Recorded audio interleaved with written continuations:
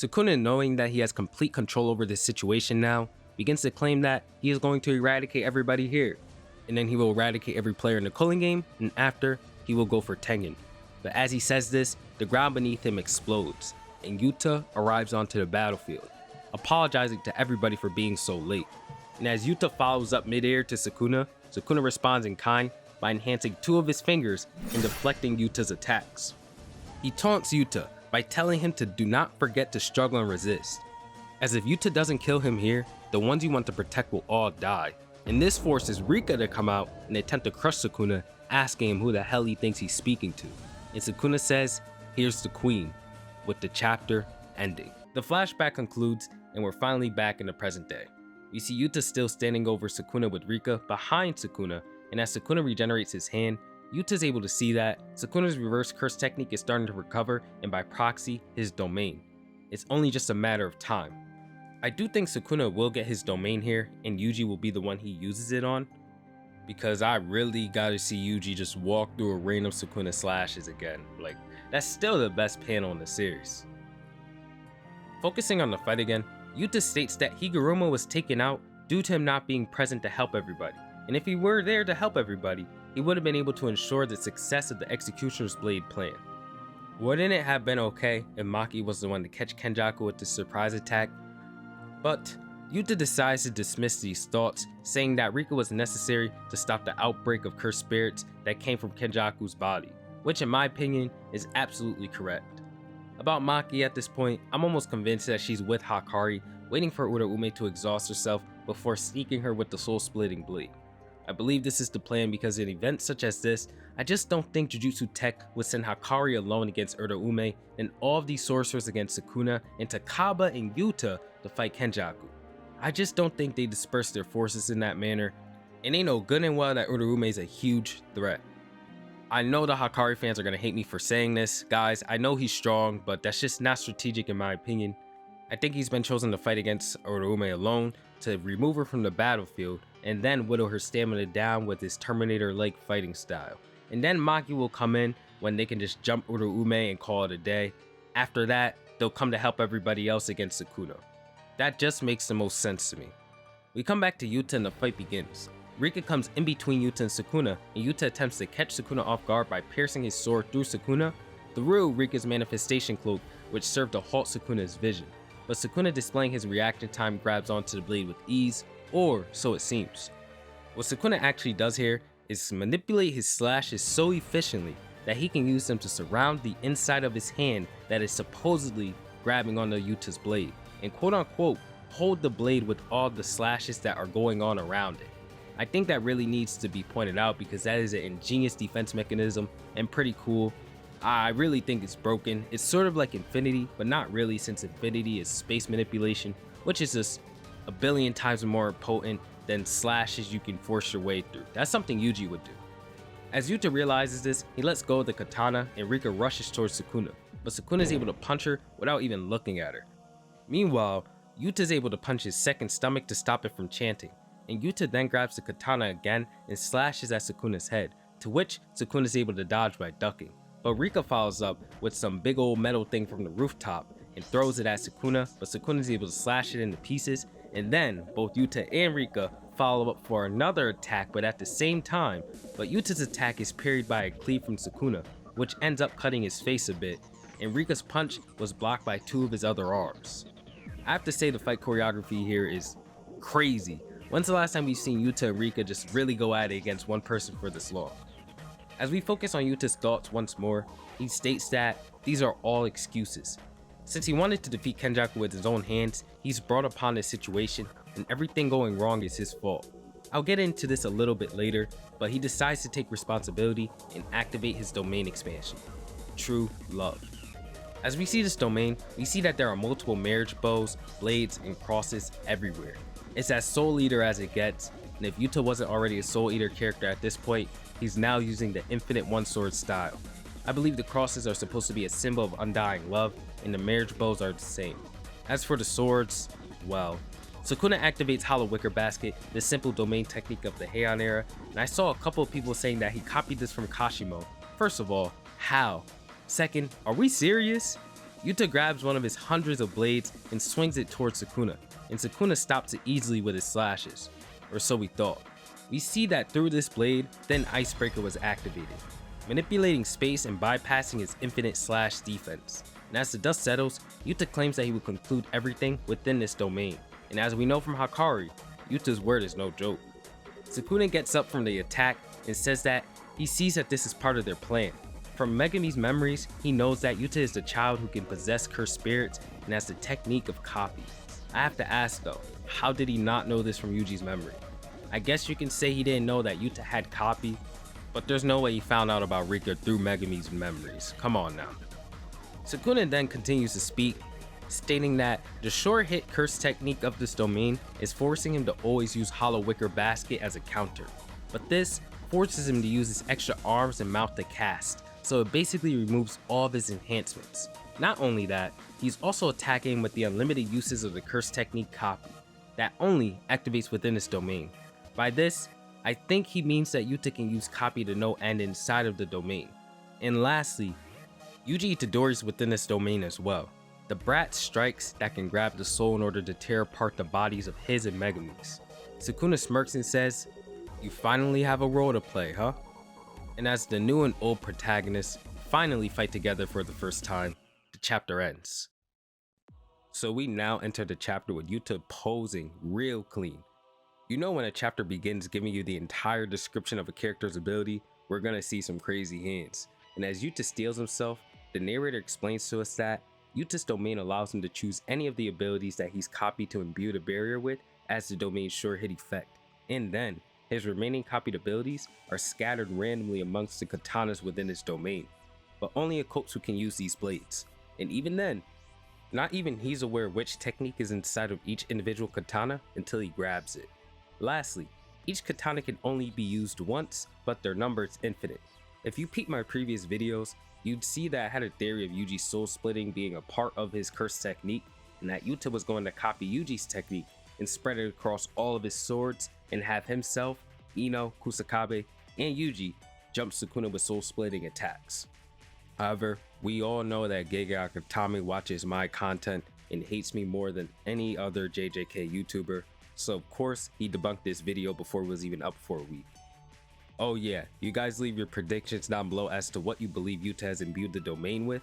I think that is sky manipulation, judging from everything that happened in this chapter, but I see people saying that he's going to use Hollow Purple with this domain, so I'm unsure as to whether or not I'm interpreting this short hit correctly. Once we get Yuta's ability description, the blade that he's currently holding is imbued with Drew's curse technique, and they shoot towards Sukuna, wrapping him with the domain that they use to allow Yuji to get a strike hit. In case you forgot, Drew's technique is to send Shikigami that wrap around their target and create a domain around the path that they travel. If their target steps out of that domain, they get cut up, so they have to remain within the path that the Shikigami created if they don't want to get hit by this technique. Think of it like the sea bear protection ring from SpongeBob, where if they stepped outside of it they got mauled. Although I do believe that once it hits you once, the ability is over. This could be something that could bypass the Limitless. If you remember, Drew did conquer an entire era single-handedly with this technique. Once Sukuna does get struck by Yuji, he shows that he does feel it a bit due to Yuji's ability, but he doesn't have time to focus on that, as Rika's coming in straight from above. Rika is easily dodged, but Sukuna steps outside of the domain created by the Shikigami and gets cut up due to not understanding Drew's ability, but he figures it out at that moment. We then see Yuta flying upside down from the sky, so we already know that he's using sky manipulation. And as the two prepare their next actions, Sukuna begins to explain to us that since Gojo's exhausted him, he can't use his domain and his reverse curse technique is nerfed. And at this point, his curse energy matches Yuta. If you remember in 225, Yuta states that Sukuna at his full capacity has 2 times his curse energy, or even more than that. So right now, Sukuna has less than half of his curse energy. On top of all these factors, being stuck in a domain renders him unable to chant or just one-shot Yuta with the world cutting dismantle, since he has to focus on using Hollow Wicker Basket. And lastly, before Sukuna can even tell us, we see Rika preparing to beam Yuji like a missile toward him. And Lord, we know they're gonna go insane with that scene when it's animated. And Sukuna puts his attention toward Yuji, but Yuta takes that chance to attempt an attack. But Sukuna being Sukuna, parries them both, and he continues. saying that it's the same logic behind his attacks when he fought Mahito. He's able to sense the soul and attack it directly, but in this instance, he aims for what connects both Sukuna and Megami's souls, the barrier that lies in between them, and by striking this, he disrupts their connection and weakens it, and the more this connection is weakened, the more that Sukuna's curse energy output and his control over Megami's body drops. Under these circumstances, all they have to do is keep attacking until he can't use his anti-domain technique, and then they can activate Angel's curse technique, Jacob's ladder, in order to complete the job.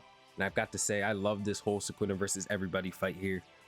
Genuinely just amazing stuff. We see that Yuji's holding on to Sukuna to restrict him as Yuta attempts to attack. And as this happens, Sukuna begins to cleave through Yuji's body, and you can really see on Yuji's face that he does not want to experience that again. But before it can fully cut through him, Yuta grabs another blade and manages to roll Inumaki's cursed speech, telling Sukuna to not move. Someone asked me why Yuta could do this, and remember, in terms of total curse energy, Yuta and Sukuna are around the same level currently, so it does allow him to hit Sukuna with this with no repercussions. And as Sukuna is stunned, Yuta grabs another blade and rolls Thin Icebreaker. This attack sends Sukuna flying, and Rika wastes no time following up with a punch, giving him the karma that he's owed from using Agito against Gojo. But unlike Agito, she doesn't stop with just a punch. She clasps both of her hands and gives Sukuna a good old jackhammer downward, with our two MCs wasting no time to follow up. And as Sukuna comes out of this rubble, he launches hella dismantles towards our boys, and there's nothing they can do but block. But Rika's just on it again. But Sukuna has clearly had enough of the queen, and catches her punch this time around, and sends a mean roundhouse to the face. And even then, she still pushes forward with that punch. And Sukuna tries to create more space, but he begins to think once more, and pay close attention to this. Sukuna points out that if he does not make direct contact, he won't just be able to instantly delete our heroes, just as he was with Ryu Ishigori. And I think Ryu being used as a reference here is significant, because a lot of people thought old boy was just weak, but Sukuna has found his output to be noteworthy. Sukuna makes it clear that Yuta and Yuji do not surpass Ryu in toughness. This leads us into the reasons he's unable to one-shot them like he could with Ryu. His output being lowered from Gojo, the team of sorcerers' tight defense, their abilities to heal, and not to mention the domain itself only focusing on Sukuna. Shout out Yuta, because this seems to be a huge feat of sorcery judging by how Sukuna questions this feat. He goes on to ask our boys, what have they done this month? And they give polarizing answers, with Yuji saying hard work and Yuta saying we cheated.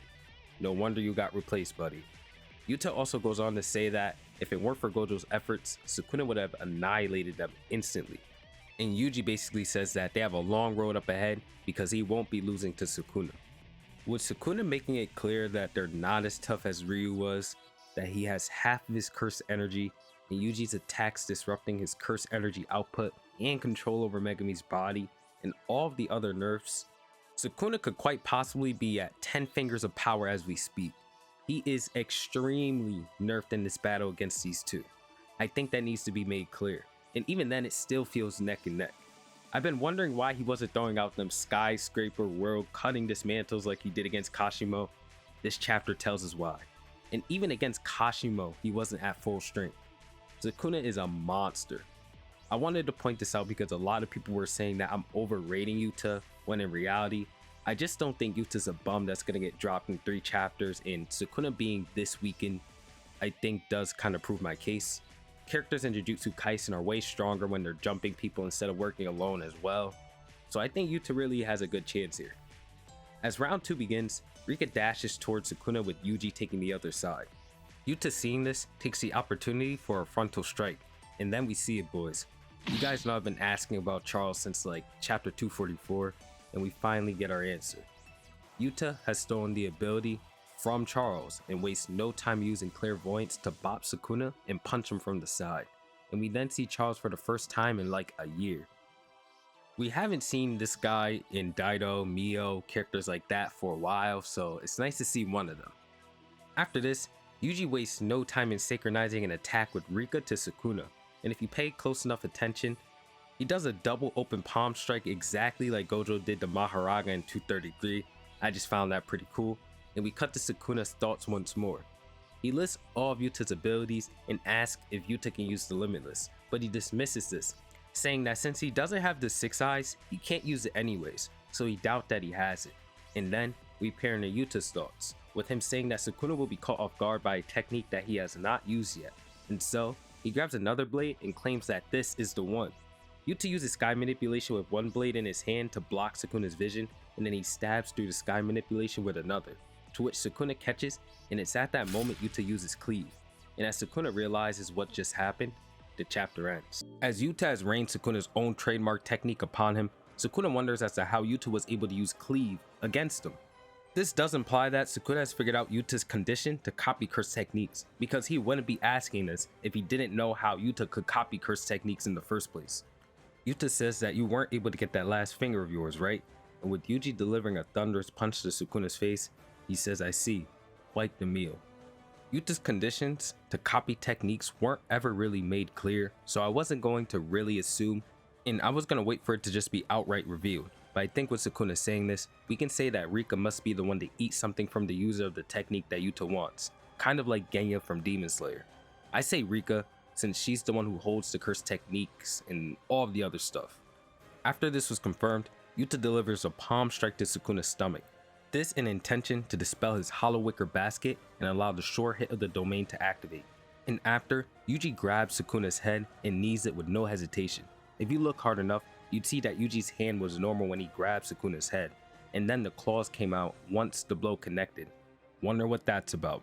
Sukuna gives Yuji the little bro chokehold and delivers another cleave to his stomach. Why Sukuna keeps delivering that technique in that style to Yuji, who knows, and I could be overanalyzing this, but Yuji has displayed signs earlier that he's afraid of this specific attack, and Sukuna hating Yuji as much as he does is likely aware of this. With Yuji coughing up tons of blood from having another hole put in his stomach, he spits it right in Sukuna's face, and Yuta wastes no time in attempting to deliver an uppercut to his face, and it goes through. As we know that something as simple as pain can't keep Yuji down, he lays on the ground saying that this is his last chance. He needs to bring down Sukuna and save Megumi here and now. There is no time to rest. Heal, heal, heal. Whereas Sukuna is saying that his output and control over his body, they're both weakening bit by bit. And Sukuna's just massively nerfed here. I mean, bro has been fighting for 25 chapters straight, so this is reasonable. Rika grabs Sukuna by the leg and tosses him, and Yuji with insane precision lands a manji kick right in his face. I don't know how or even why he chose to do the manji kick in the first place, but there it is. And Sukuna with his insane endurance maintains the hollow wicker basket even during this moment. But then we see it. Sukuna decides to release the hollow wicker basket in order to attempt a world-cutting dismantle, but our heroes seen this coming and they move to restrict him. We see that Yuji has one of Sukuna's arms, whereas Rika has the other two, and Yuta goes in for a punch, landing it directly in Sukuna's second mouth. Or was it truly a punch? Nope. We look closer and see that Yuta had went for Sukuna's tongue and ripped it out. This fight may just be the most brutal we've seen, and I'm glad it's the two people who deserve to get at Sukuna the most, doing all of this to him. Sukuna retaliates, but raises his hand, slashing Yuta's eye, and this causes him to drop the tongue that he just ripped out. But Yuta's so locked in that he continues to run forward towards Sukuna, saying that he wasn't able to use the dismantle while using hollow wicker basket due to requiring his chants or hand signs or even both to activate the technique. I won't allow him to do either. I wonder how he did it against Gojo then, and maybe, just maybe, we'll get that scene in the future. Sukuna throws more slashes towards Yuta's way, and Yuta says that these slashes are only getting weaker, and due to this, he has nothing to fear, even if he decided to get up close. Yuta goes in for a slash, and as Sukuna is about to react to it, from within his mask, blood bursts, and we see why. Sukuna points out that the blood that Yuji spat in his face earlier exploded, due to him most likely using Choso's signature technique, Supernova. But this raises a big question about the blood manipulation users. Yuji is using this technique, that's no problem, as he is Choso's brother and has likely consumed the other wombs, but the problem lies within Kamo, as he was implied to be the one that told Yuji most of the techniques that he knows over the time skip and was his primary teacher when it came to blood manipulation. Yuji says that Kamo was a much better teacher because Choso couldn't really teach him anything. This likely means that Kamo knows Supernova, or at least figured out how it works. After this massive reveal, we go into a flashback, and Yuji explains some of the contents of Yuki's book, which says that, even on a general level, no matter how much souls are mixed, they'll never become one. Choso asks if Yuji and Sukuna were a special case because he can't feel a single ounce of the soul that was once in Choso's body. However, it's confirmed that the souls of the incarnated sorcerers still remain dormant, with it being said that it's only because of the massive gap of energy between objects and sorcerers. No matter how deep a soul may sink, they'll never disappear or become one with another. So Mahito fans, you guys have won. The incarnated sorcerers of the Culling games or other methods do not recognize the second soul in their bodies, and by proxy, do not have the innate ability to directly strike the soul. So it wouldn't be a similar case to Yuji in terms of defense if Mahito were to be matched up against them. Choso points out that if Megumi is an exception to the rule, then there will be trouble with the plan, but Yuji brings up Mahito's idol transfiguration, saying that as long as something like that isn't within Sukuna's arsenal, then Megumi's soul shouldn't be able to merge with Sukuna. Even then, Yuki knew about Mahito's existence and his technique, and if she didn't bother mentioning him in that book, they should be fine. Yuji says that he believes Yuki's words, and since this is Jujutsu Kaisen, she could still be wrong. However, I don't think she is. Hana brings up that her technique would still be useful for saving Megumi because she's able to eradicate Sukuna. Sukuna's incarnation is a direct mix of his technique, personality, and cursed object. This allows Jacob's Ladder to do direct damage on him, but since cursed techniques are connected to the brain, which is obviously a part of the body, this would also eliminate Megumi if he were to be hit by it, as him and Sukuna are sharing the same body. So if they can separate the two souls and weaken the connection between Sukuna's fingers and Megumi's body, Megumi would more than likely survive Jacob's Ladder. And with that, we see Yuji and team holding Sukuna in place with everything prepared, and Yuta raises his hand. Judgment has been cast upon Sukuna, and we witness Jacob's Ladder. As this technique burns him to a crisp, Yuta pierces his arm as well just to add a little bit of damage, and Yuji reaches Sukuna and prepares a fist, telling Megumi to wake up. As he strikes him, we see the composition of the soul. It's then said that from their perspective, it's almost as if their plan had no flaws. But Sukuna seems to have broken Megumi's soul far beyond repair. After witnessing his sister's death and Gojo's defeat, he states that he's had enough, and we're told that within Megumi's soul, any will to live has left him a long time ago. Scale of Dragon, Recoil, Twin Meteors, and it hits. The world-cutting dismantle slices through Yuji, Yuta, and Rika, and we see Sukuna stand over our heroes as the domain falls around him. But this is a very common strategy amongst Jujutsu sorcerers, a mediocre plan that Sukuna should have and normally could have avoided with ease.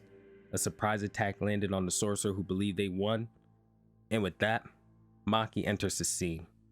The chapter ends.